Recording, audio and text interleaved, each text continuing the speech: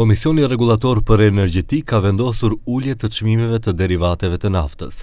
Sipas vendimit të ri, çmimi i benzinës Euro Super BS95 ulet për 3 denarë gjysmë dhe do të shitet për 84 denar për litër, ndërsa Euro Super BS98 do të ulet për 4 denar dhe do të kushtoj 86 denar për litër.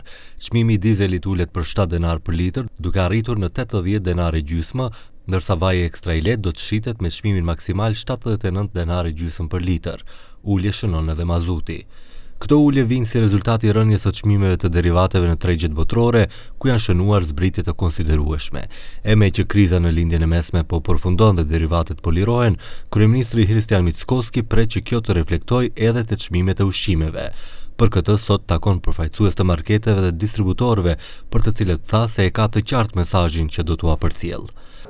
Завршува кризата, граѓаните беа толерантни, сега е наред тие да им се одолжат на граѓаните и веднаш да пристапат кон намалување на цените на производите, посебно основните прехранбени производи. Тоа го очекуваме од нив.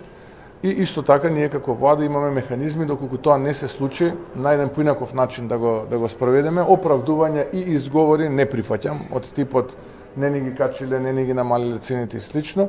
Do të bëhen krahasime se si janë çmimet e ushqimeve bazë tek ne dhe në rajon, dhe sipas kryeministrit, nëse në ditët në vijim nuk shohin ndonjë ndryshim tek çmimet, qeveria do të reagojë, edhe atë, siç tha, do të reagojë afatgjatë.